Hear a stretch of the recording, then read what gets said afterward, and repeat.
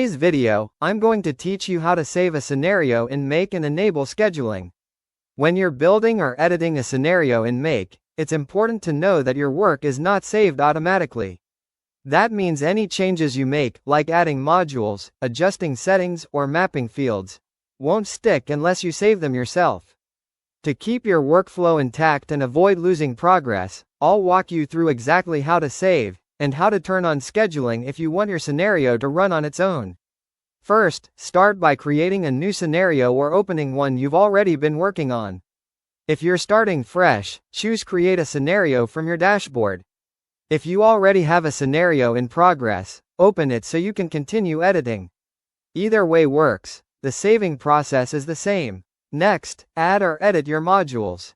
This is where you connect the tools you want to automate, maybe Gmail, a router to branch your logic, Slack for notifications, or anything else your process needs. Make sure everything is configured the way you want, including connections and field mappings. Take your time here, since these changes are exactly what you'll be saving. Now, look toward the bottom area of the screen. You'll find a small toolbar that includes the Save icon, usually represented by a little disk symbol.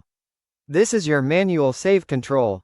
It's easy to overlook, especially if you're focused on your modules, so make it a habit to check that bottom panel. Click the Save icon. After you click, watch for a brief confirmation that says, Saved. This confirmation is your green light that your scenario's current state has been stored. If you don't see it right away, give it a moment. Larger scenarios may take a second to confirm. If you continue editing afterward, remember to click Save again. Saving is not automatic. Once your changes are safely saved, you have an optional step.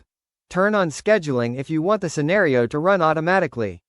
Scheduling tells Make when to execute your scenario without you manually clicking Run. You can enable it and customize the timing later, but switching it on now ensures your workflow keeps running according to your plan. If you're still experimenting, you can leave scheduling off and only enable it once you're confident in your setup. That's it. Create or open your scenario, make your edits, head to the bottom of the screen, click Save, look for the Saved confirmation, and optionally turn on scheduling. Save often, especially after big changes, and you'll never lose your work.